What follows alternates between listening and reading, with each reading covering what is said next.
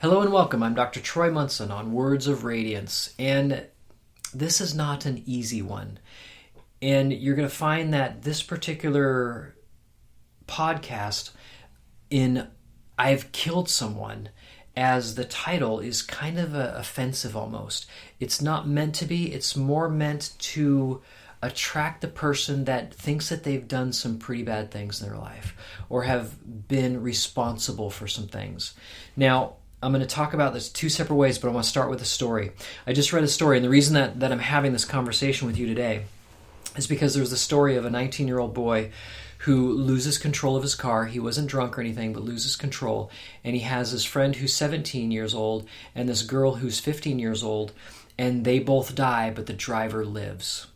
And so, of course, they charge him with manslaughter for losing control of the vehicle. But what happens is when he's in court, I believe it's the father of the 15-year-old girl testifies on behalf of the 19-year-old boy that's still alive and asks, it's even hard for me to say, he asks for leniency for the court. I mean, it tears me up, and it lightens me, and it makes me feel joy and sadness and happiness all at the same time. It's kind of one of those emotions that's hard to wrestle with. But he testifies on behalf of this 19-year-old boy. And the daughter, I believe, of the 17-year-old boy that's killed testifies on his behalf as well. And it's a loving moment. It's a forgiving moment. It's where all of us should live. And I want to help unpack that, because let's say you're out there and like, yeah, but you don't know what I've done. Okay, well, I get it. I don't know what you've done. But ultimately, when we live in that point of forgiveness, sometimes we're called to go through hard things because we need to really unpack forgiveness in our own mind. Imagine this 19-year-old boy. What is he going to do for the rest of his life? He's going to think about this motor vehicle accident. Is it fair that, if you're out there and you don't believe in God, you can just turn your ears off right now. But if you believe in God and realize that He pretty much is all-knowing, He's all-present, He's everywhere, He's every win, He knows everything that's going to happen, He sees everything, all of time. It's a totality to Him. If that's true, was he surprised by that 15-year-old and 17-year-old arriving on his doorstep?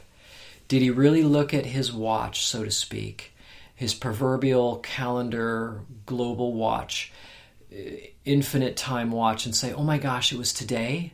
I didn't know. Oh, it was a motor vehicle accident? I had no idea. Do you think God's going to say that? Or do you think that he was watching that accident, knew everything that was going to happen, and all the aftermath of it, and that he had planned on it all? Now, it sounds like then that he's kind of sadistic, and maybe I don't want to love a God that would be like that. But remember, we've got free will in there. And I have muscle tested lots of people and asked the question, is the moment of your death known at the moment of your birth? And I get yes all the time. At the moment that we're born, we already know the moment of death.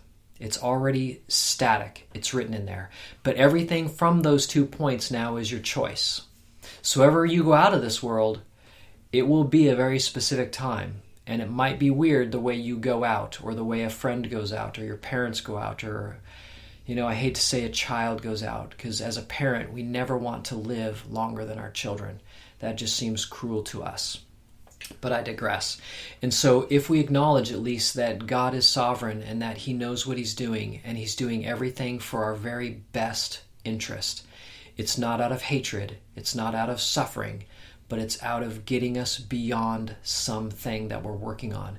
If we'll acknowledge that even for a brief moment, forgiveness can flood in, and it tends to blanket everything with ease and with patience.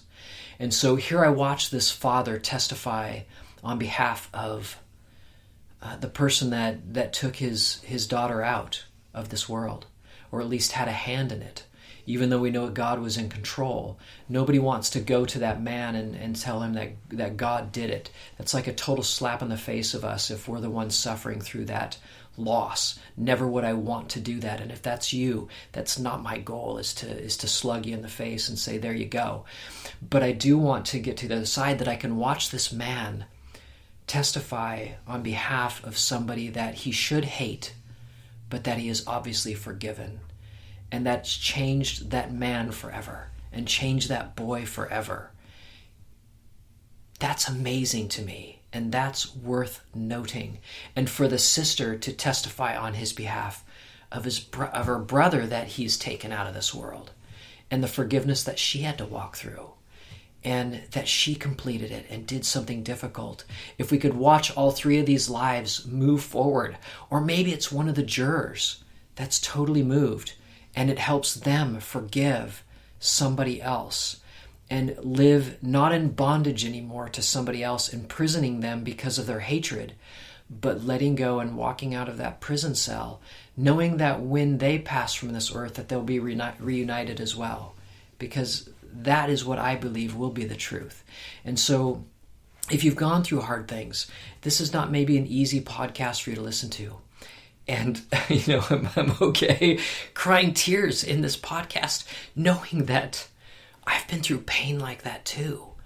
And I've come out the other side completely changed. And if you want to email me or call me or text me and cry on each other's shoulders, man, I'm willing to do that with you, because life isn't always easy, but it is amazing at what he brings us through, so that we become stronger and more complete people. Because if I didn't go through my painful stuff, I can't sit here with you and shed a tear and live in forgiveness, but also in acknowledging that, man, I really miss that person. I really wish they were still here, even though I know that eventually I'm going to be back with them. It's part of life, and it's part of what makes us amazing, and stepping into the divinity and not forgetting the preciousness of life, but acknowledging it in tough situations like this, because I think that's what it really calls for. So again, I hope that came through well. I hope it touched you. I hope it meant something to you. I hope it changed you. I hope you pass it on to somebody else that's struggling, and let them unload. And maybe they're not ready for forgiveness, but they will be. And every little step that we make makes us stronger, makes us more complete, makes us love each other a bit more, and a bit softer, a bit more tender, a bit more loving instead of a bit harder. And so that was one of the things that I do remember that they said, is that they knew he had suffered, this 19-year-old, already enough. They didn't want him to come out of prison hardened. They didn't want him to be harder. They wanted him to be softer. They wanted him to be more tender. And I thought, man, what insight of these two individuals to forgive this young man and to want to protect him like their own child that they can no longer protect because they're gone. It's just like, wow, I was totally blown away. And I mean, I just love it. It's totally love it. I'm like, that's what they should be putting on our media, on news, not all this stuff to divide us more and to make us hate each other more. We don't need that anymore. We always do that very, very well. And if I can touch just briefly on that, you can raise a mouse, a baby mouse, and a baby kitten together, and they will be best friends when they grow up. But I can tell you, I have 3 cats, and they bring mice home and birds home, because that's what they do. But when they're raised together, they don't hate each other. They love each other, and yet they're enemies technically. And that's an interesting picture. We're taught to hate, but I think we can also be taught to love. I truly think that. And it starts at a young age. And so maybe we need to be young again, like Jesus talked about. Be like this small children, this small child. In some of our ways, we need to get like a small child again and relearn some things. And so maybe forgiveness is one of those things. And I hope this story helped, and I hope that it launches us towards that, even as a society. Maybe this podcast goes around the world. Awesome. There could be worse things for sure. So until next time, I'm Dr. Troy Munson on Words of Radiance. Thank you.